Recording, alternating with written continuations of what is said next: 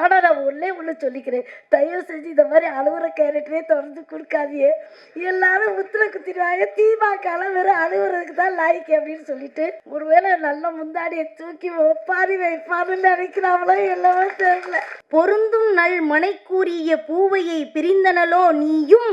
எங்க அம்மா அப்பா வீட்டுக்கு போனா எங்க அண்ணிக்காரி சாப்பிடுன்னு சொன்னாதான் தட்டுல சாப்பாடே எடுத்து போட்டு சாப்பிட முடியும்.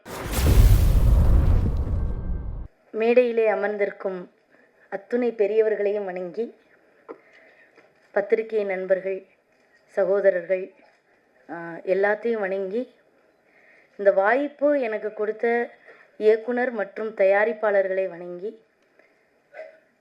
இந்த படத்தில் சாதாரண கதாபாத்திரம் பண்ணலை, ரொம்ப முக்கியத்துவமான ஒரு காட்சியில் நடிச்சிருக்கேன். ரொம்ப சந்தோஷமாக இருக்குது. பொதுவாக இந்த படத்தை பார்க்கும் பொழுது தீபாக்காவா யாரும் பார்க்க மாட்டிய, உங்கள் வீட்டில் உங்கள் தங்கச்சி, உங்கள் அக்கா அப்படின்ற ஒரு எண்ணத்தில் உறவுகள் இன்றைக்கி எல்லாத்துக்குமே பாசம் இருக்குது. இப்போ ஒரு படத்தை காமிச்சாங்க, பெரிய பெரிய மாசு ஹீரோக்கள் வந்தால் மட்டும்தான் விசில் சத்தமும் கை ஒலி சத்தமும் வரும். ஆனால் 3 சின்ன பசங்க ஒருத்தருக்கு மேலே ஒருத்தர் தோளில் தூக்கி சுமக்கும் பொழுது நம்ம அறியாமல் உணர்வில் ஒருத்தருக்கு ஒருத்தர் கை தட்டணும் பார்த்தீங்களா? அப்போ உள்ள பாசம் மறைஞ்சிருக்கு. அதை வெளிப்படுத்துறதுக்கு தான் தயங்குறோம் எல்லாருமே. இதை ரொம்ப அருமையாக ஒரு தங்கச்சியாக அண்ணங்கிட்ட பாசத்தை ஏங்குற ஒரு சகோதரியாக ரொம்ப எனக்கு ஒரு முக்கியத்துவமான கேரக்டர் கொடுத்த தயாரிப்பாளர் டைரக்டர் தம்பிக்கு ரொம்ப நன்றி. ஒருத்தர் ஒரு காட்சியை சொல்லும் பொழுது அவர் எவ்வளோ ரசித்தாரோ அதை தான் நம்மளுக்கு பிம்பமாக கொடுக்க முடியும். அவருடைய வசனங்கள் உண்மையிலே சொல்கிறேன், இன்றைக்கி சினிமாவில் இப்படி நம்மளுடைய மனசை தொடுற மாதிரி வரிகள் எழுதுறதுக்கு ரொம்ப கம்மியான இருக்காங்கன்னு தான் நினைக்கிறேன். ஏன்னா அவர் கிராமத்திலே வளர்ந்ததுனால அந்த கிராமத்தோட உணர்வை அழகாக சொல்லியிருக்கிறார்.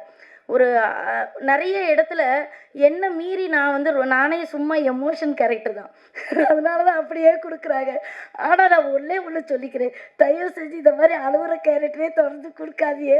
எல்லாரும் முத்திர குத்திடுவாங்க. திமுகல வெறும் அழுவுறதுக்கு தான் லாய்க்கு அப்படின்னு சொல்லிட்டு, அதையும் தாண்டி நான் நகைச்சுவை கதாபாத்திரங்கள்லாம் பண்ணணும்னு ஆசைப்படுறேன். என்னமோ தெரில, உடனே ஒரு எமோஷனல் கேரக்டரா கூப்பிடு தீபாக்காவ அப்படின்னு எல்லாரும் நினைக்கிறாங்க.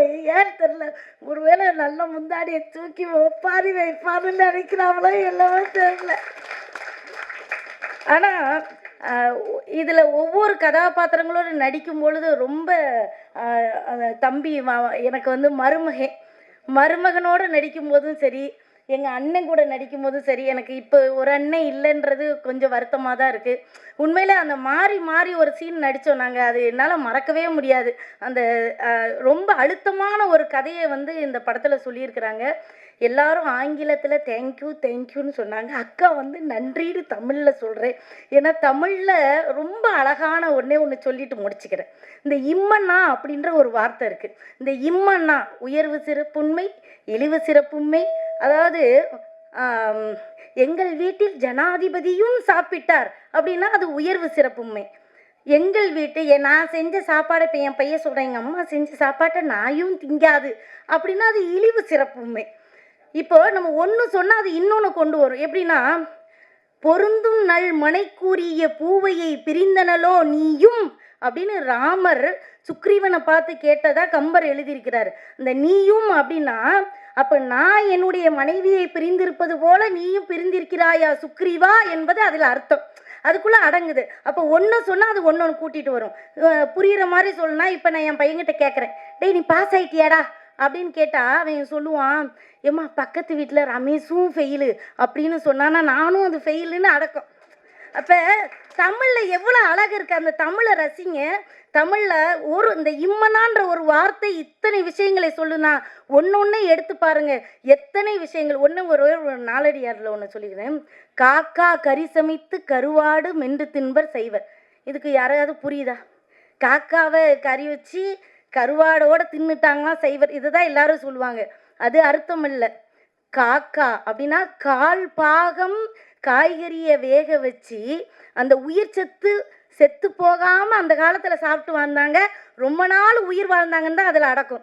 இது போல தான் நிறைய மறக்கப்படுது, மறைக்கப்படுது. அது ஏனே தெரியல. உள்ளே போய் பார்த்தீங்கன்னா தமிழ் அவ்வளோ அழகாக இருக்கும், நம்மளுடைய சொந்தங்கள் அவ்வளோ அழகாக இருக்கும். தென் மாவட்டத்தில் இப்பவும் சொல்கிறேங்க்கா, நான் இந்த இதை மட்டும் ஒரு முக்கியமான விஷயம் சொல்லிட்டு போயிடுறேன்.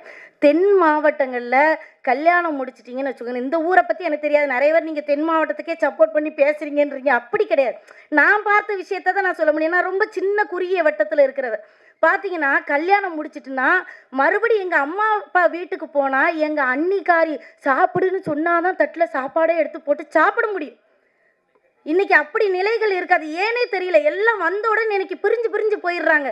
சொல்லி கொடுக்கும் போதே இப்போ என் வயசில் இருக்கிறவங்க இப்போ கல்யாணம் முடிக்கிற பொண்ணு இருந்தால் சொல்லும் போதே கல்யாணம் முடிச்சோன்னே தனி கொடுத்துணும் போயிடணுன்றான்.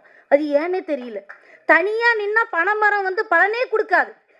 இப்போ பனைமரத்தை பலனை பற்றி நம்ம எவ்வளவோ பேசுகிறோம். அது மேலேருந்து கீழே வர எல்லாமே பலன் கொடுக்கணும். அப்போ உறவுகளோடு இருந்தால் தான் அந்த பனைமரம் கூட பயன்படும். அப்போ நம்ம வந்து பயன்படணும்னு நினைக்கிறோமா, பயன்படாத வெறும் மரமாக செத்து போகணும்னு நினைக்கிறோமா அப்படின்னு யோசித்தா இன்னைக்கு போய் இந்த உறவுகளோடு சேர்ந்து எல்லாரும் பேசுங்க, பழகுங்க, சிரியுங்க. தாத்தாட்ட பேசுங்க, அங்கே ஏதாவது கிடைக்கும். பாட்டிக்கிட்ட பேசுங்க, அங்கே ஏதாவது கிடைக்கும். ஏதாவது அந்த அன்பை நீங்கள் அனுபவிச்சிட்டின்னு வச்சுக்கிங்களேன், அந்த அன்பை தாண்டி இந்த உலகத்தில் எதுவுமே கிடையாது. அது எதுவாக வேணாலும் இருக்கலாம்.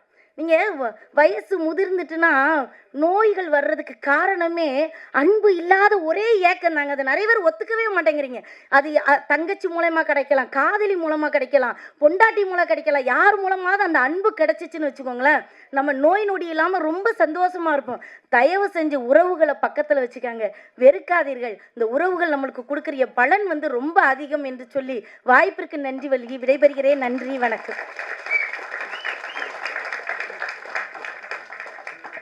அப்படியே ஸ்கூல்ல ஒரு தமிழ் டீச்சர் வந்து பேசிட்டு போன மாதிரி பேசுனீங்க தீபாக்கா, ரொம்ப நன்றி.